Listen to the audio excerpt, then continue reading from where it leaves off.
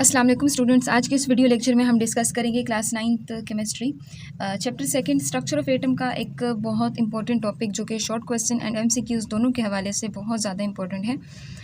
तो इससे पहले हमने इलेक्ट्रॉनिक कन्फिगरेशन को डिस्कस किया कि किस तरह से एक एटम जो है अपने जो इलेक्ट्रॉन्स होते हैं उसको मुख्तलिफ शेल्स के अंदर एकोमोडेट करता है।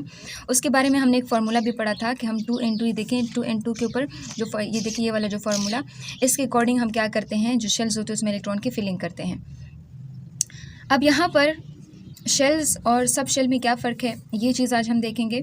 और ये मोस्ट रिपीटेड क्वेश्चन है, अगर आप कोई भी पास पेपर उठा के देखें तो उसमें ये शेल्स और सब शेल के बीच में डिफरेंस जो है वो ज़्यादातर पूछा गया है। तो शेल क्या है, सब शेल क्या है, इसको हम डिटेल वे में डिस्कस करेंगे। सबसे पहले हम देखेंगे शेल या फिर ऑर्बिट, ये क्या है। जैसे हमने बोहर एटॉमिक थ्योरी डिस्कस की थी, बोहर एटॉमिक मॉडल जो था एटम के बारे में उसने दिया था, एटम के बारे में उन्होंने अपनी ख्यालात का इजहार किया था उसमें। तो उसके बारे में यानी उसमें शेल के बारे में बोहर क्या कहता है, कहते हैं electrons are revolving around the nucleus in one of the fixed circular path called shells और ऑर्बिट। देखिए हमने कहा था कि इलेक्ट्रॉन्स जो होती है नेगेटिव पार्टिकल्स होते हैं और कुछ ये जो प्रोटॉन होते हैं, ठीक है, ये पॉजिटिव चार्ज पार्टिकल्स होते हैं। ये चीज़ हमने डिस्कस की थी। जो प्रोटॉन्स होती है न्यूक्लियस के अंदर मौजूद होते हैं, इलेक्ट्रॉन्स जो होते हैं अकॉर्डिंग टू बोहर ये न्यूक्लियस के गिर्द स्पेशलाइज्ड सर्कुलर पाथ होता है, एक गोल सर्कल होता है जिसके अंदर ये क्या करता है, रिवॉल्व करता है, चक्कर लगाता है, जिसको उन्होंने क्या नाम दिया, शेल्स या फिर ऑर्बिट का नाम दे दिया। जैसे फॉर एग्जांपल ये क्या है, एक न्यूक्लियस है हमारे पास। अब ये न्यूक्लियस क्या है, एक एटम का न्यूक्लियस हुआ। अब इसके गिर्द ना एक स्पेशलाइज्ड सर्कुलर पाथ होता है जिनके अंदर क्या करते हैं, इलेक्ट्रॉन रिवॉल्व करते हैं, गोल चक्कर लगाते हैं। तो जब ये गोल चक्कर लगाते हैं तो इस गोल चक्कर लगाने वाली जगह को हम क्या नाम देते हैं, शेल्स या फिर ऑर्बिट का नाम देते हैं। यानी इलेक्ट्रॉन एक स्पेशलाइज्ड फिक्स्ड सर्कुलर पाथ के अंदर क्या करते हैं, गोल चक्कर लगाते हैं, रिवॉल्व करते हैं। इन फिक्स्ड सर्कुलर पाथ को हम क्या नाम देते हैं, शेल्स या फिर ऑर्बिट का नाम देते हैं। उसके बाद कहते हैं कि each shell has fixed energy. उन्होंने ये भी कहा था कि हर शेल की एनर्जी क्या है, फिक्स्ड है। यानी हर एक शेल जो है उसकी फिक्स एनर्जी है, वो एनर्जी कम या ज़्यादा नहीं होती। अगर किसी शेल की एनर्जी 1 है तो उसकी 1 ही होगी, किसी शेल की एनर्जी 2 है तो वो 2 ही होगी। उसके बाद कहते हैं these orbits are also called energy levels. इसको हम एनर्जी लेवल्स भी कहते हैं, ठीक है। ये मुख्तलिफ नाम जो हैं इसको दिए जाते हैं, हमने बोहर एटॉमिक थ्योरी में डिस्कस किया था। अब आगे कहते हैं each shell is described by N value. हर शेल को हम एन वैल्यू से डिस्क्राइब करते हैं। ये एन वैल्यू है क्या, ये एन वैल्यू जो है ना इसको हम किस चीज़ से रिप्रेजेंट करते हैं, एन जो है ये 1 भी हो सकता है, 2 भी हो सकता है, 3 और 4। यानी एन मतलब नंबर ऑफ़ शेल्स की हम बात करते हैं। फॉर एग्जांपल अगर एन है तो एन इज़ इक्वल्स टू 1। अगर एन दूसरे शेल की बात करते तो एन इज़ इक्वल्स टू 2। अगर तीसरे शेल की बात करते तो एन इज़ इक्वल्स टू 3। तो ये चीज़ हमने डिस्कस की थी। जैसे फॉर एग्जांपल ये एन इज़ इक्वल्स टू, अगर हम 1 की बात करें तो देखें ये 1 है। इस तरह अगर हम दूसरा शेल बनाएंगे फॉर एग्जांपल तो देखें ये क्या है, ये दूसरा शेल है, तो यहाँ पे एन की वैल्यू क्या है, 2 है। इसी तरह तीसरे शेल में एन की वैल्यू क्या होती है, 3 होती है। अब आगे आपसे कहा जाता है, कहते हैं ईच यहाँ पे as a value N increases the shell number also increases. जैसे जैसे एन की वैल्यू इंक्रीज़ होगी शेल की तादाद जो होगी वो बढ़ती जाएगी। जैसे यहाँ पे 1 था, यानी एन की वैल्यू 1 थी तो शेल भी 1 था। एन की वैल्यू 2 हो गई तो शेल भी 2 हो गए। इस तरह 3, 4, 5, 6, 7, तो इस तरह से एन की वैल्यू बढ़ाने से शेल की तादाद जो होती है वो भी बढ़ती है। आगे कहते हैं the distance of electron from the nucleus increases and the energy of the electron also increases. अब कहते हैं कि जो इलेक्ट्रॉन्स जो है किसी भी शेल के अंदर जितना उसका फासला जो है न्यूक्लियस से बढ़ता जाता है उस इलेक्ट्रॉन की जो एनर्जी होती है वो भी बढ़ती जाती है। फॉर एग्जांपल एक इलेक्ट्रॉन है जो कि पहले शेल में मौजूद है और एक इलेक्ट्रॉन जो है वो दूसरे शेल में मौजूद है। अब ये जो पहले शेल के अंदर जो इलेक्ट्रॉन है इसकी एनर्जी क्या होगी, कम होगी दूसरे शेल के अंदर मौजूद जो इलेक्ट्रॉन है, ठीक है। तो ये चीज़ हमने बोहर एटॉमिक मॉडल में भी डिस्कस किया था। अब नेक्स्ट अगर हम देखें सब शेल का कॉन्सेप्ट, सब शेल क्या है। सब शेल जो है कहते हैं अ शेल और द सब शेल या सब ऑर्बिट इसको हम कह सकते हैं। इसको ना मैं एक छोटे से कॉन्सेप्ट के ज़रिए आपके सामने रखूँगी इसको।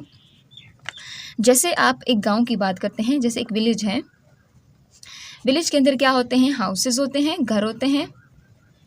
हाउसेस के बाद हाउसेस के अंदर क्या होती हैं, रूम्स होती हैं, और रूम्स के अंदर क्या होते हैं, लोग रहते हैं। इस पे आप एग्री करते हैं। इसी तरह एटम भी है। विलेज को अगर हम एटम समझ लें, एटम। इसी तरह अगर हम हाउसेस को क्या समझ लेते हैं, हाउसेस जो हैं वो घर हैं, तो उसको हम समझ लेते हैं शेल्स, ठीक है। अब शेल के अंदर क्या होते हैं, स्पेशलाइज्ड जगह होती हैं जिसको हम सब शेल का नाम देते हैं। देखिए सब शेल हो जाते हैं, ठीक है। जिसको हम रूम्स भी कह सकते हैं। और इन सब शेल के अंदर क्या होते हैं, इलेक्ट्रॉन जो है वो मौजूद होते हैं, इलेक्ट्रॉन्स। ठीक हो गया।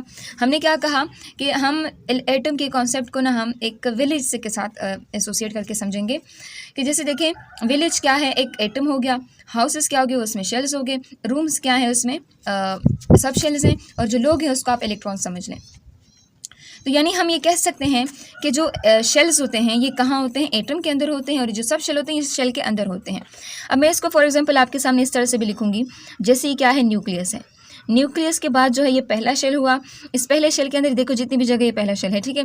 इस पहले शेल के अंदर क्या है, पहला एक ऑर्बिटल है।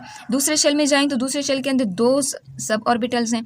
तीसरे शेल में जाओगे तो ये देखिए यहाँ पर 3 आ जाते हैं। यही बात मैंने आपको बताई ना कि जैसे देखिए आप एक गांव में एंटर होते हैं तो आपको मुख्तलिफ तरह के हाउसेस जो हैं वो मिलते हैं। जैसे एक शेल में जाते हैं, एक एटम में जाते हैं तो आपको शेल्स नज़र आते हैं। फिर हाउसेस के अंदर एंटर होते हैं तो आपको रूम्स नज़र आते हैं। देखिए पहले शेल के अंदर, पहले घर के अंदर 1 कमरा, दूसरे के अंदर 2, तीसरे के अंदर 3 कमरे, इस तरह से फिर आप इसको देखते हैं। तो यहाँ पे ये चीज़ तो हमने समझ ली इस कॉन्सेप्ट के हवाले से। आगे आपसे कहते हैं the energy level is divided into सब शेल्स और सब एनर्जी लेवल्स, यानी एनर्जी लेवल्स या शेल या फिर ऑर्बिट को हम फर्दर डिवाइड करते हैं, जिसको जो जगह बनती है जिसको हम सब शेल या फिर सब एनर्जी लेवल्स का नाम देते हैं। ये जो एन की वैल्यू होगी, जब इसके लिए हम एक सिंबल लिखेंगे ना, ये जो सब शेल्स होंगे, जब इसके लिए हम एक स्पेशलाइज्ड सिंबल लिखेंगे, आगे हम पढ़ेंगे, तो सिंबल के साथ ना हम एन की वैल्यू लाजमी लिखेंगे। ठीक है, लाजमी हमने एन की वैल्यू जो है किस चीज़ के साथ लिखनी है, इन सब शेल के लिए जब हम किसी सिंबल का, किसी अलामत लिखेंगे ना, तो उसके पहले एन की वैल्यू लिखेंगे। आया एन की वैल्यू 1 है, 2 है, 3 है, 4 है, तो ये सारी चीज़ें हम वहाँ पे देखेंगे। अब कहते हैं देयर आर 4 सब शेल्स, हमारे पास जो सब शेल्स होते हैं वो कितने हैं, वो 4 हैं।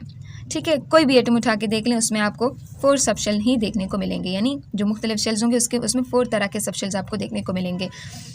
जो सब शेल है इसको आप रिप्रेजेंट कर सकते हो एस से, पी से, डी से और एफ से। ये एस क्या है, ये स्पेक्ट्रोस्कोपिक टर्म्स होती हैं, स्पेशलाइज्ड टर्म्स होती हैं, जिसमें एस जो है वो शार्प को रिप्रेजेंट कर रहा है, पी जो है ये प्रिंसिपल को रिप्रेजेंट कर रहा है, डी डिफ्यूज्ड को रिप्रेजेंट कर रहा है, और एफ जो है फंडामेंटल को रिप्रेजेंट कर रहा है। तो ये जो सब शेल्स होते हैं इसको ये स्पेशलाइज्ड नाम दिए जाते हैं, जिसमें पहला सब शेल जैसे फॉर एग्जांपल ये है तो ये एस है, दूसरा जो है वो पी हो जाएगा, तीसरा डी हो जाएगा, चौथा जो है वो एफ हो जाएगा। तो ये चीज़ तो हमने देख ली कि एटम के अंदर शेल्स होते हैं, शेल के अंदर सब शेल होते हैं, और ये सब शेल जो है इसको हम इन सिंबल्स के साथ वो करते हैं, रिप्रेजेंट करते हैं। अब हमने कहा था कि इन अलामत के साथ, जो इन सब शेल के लिए जो हम अलामत का इस्तेमाल कर रहे हैं ना, इससे पहले हम एन की वैल्यू लिखेंगे। अब अगर पहले शेल के अंदर ये जो सब शेल है तो उसको हम फिर लिखेंगे 1s, अगर दूसरे शेल के अंदर है तो उसको हम 2s लिखेंगे, इस तरह 2p लिखेंगे।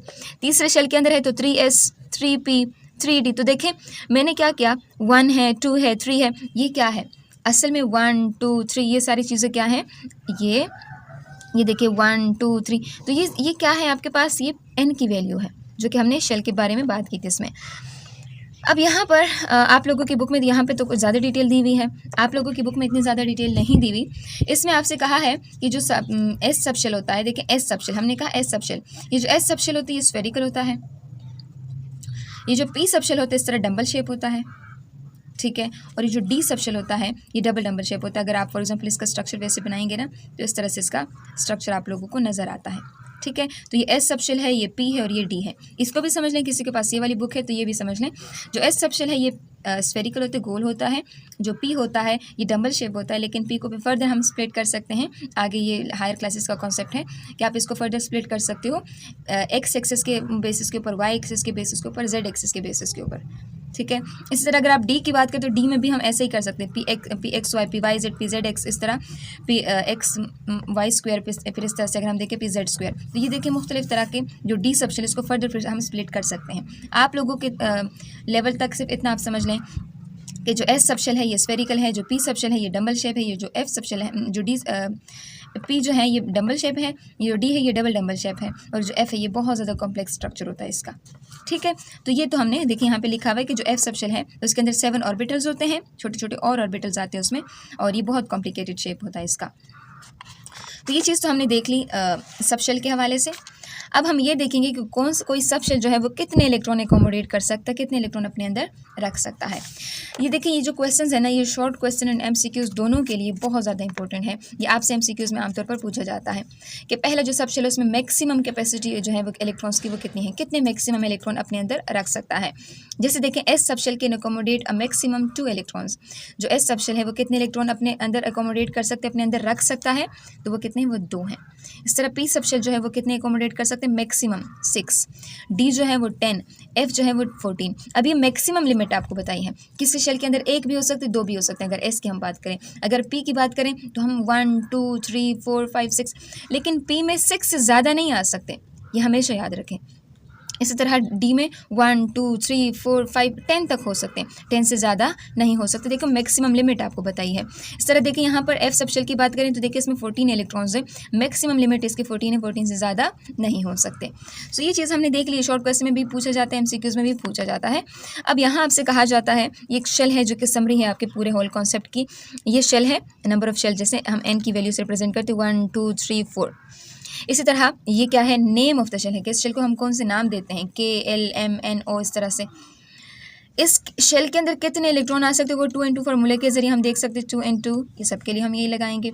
अब अगर पहला शेल है तो इसमें 2 इलेक्ट्रॉन एकोमोडेट होंगे, अगर दूसरा शेल है तो इसमें 8 इलेक्ट्रॉन आएंगे, अगर तीसरा है तो इसमें 18 आएंगे, अगर 4 है तो इसमें 32 आएंगे, इस फार्मूले के अकॉर्डिंग। अब ये 8, ये 2 8 18 और 32 ये किस तरह डिस्ट्रीब्यूट हो चुके हैं मुख्तलिफ शेल्स के अंदर, वो यहाँ पे हम देखेंगे।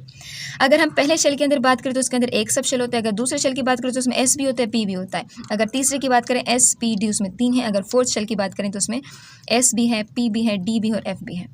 ठीक है, जैसे आप समझ लेना, एक गांव के अंदर जो पहला घर आपके पास आता है तो उसमें पहले घर में 1 कमरा, जो दूसरा घर है उसमें 2 कमरे, जो तीसरा घर है उसमें 3 कमरे, जो चौथा घर है उसमें 4 कमरे हैं।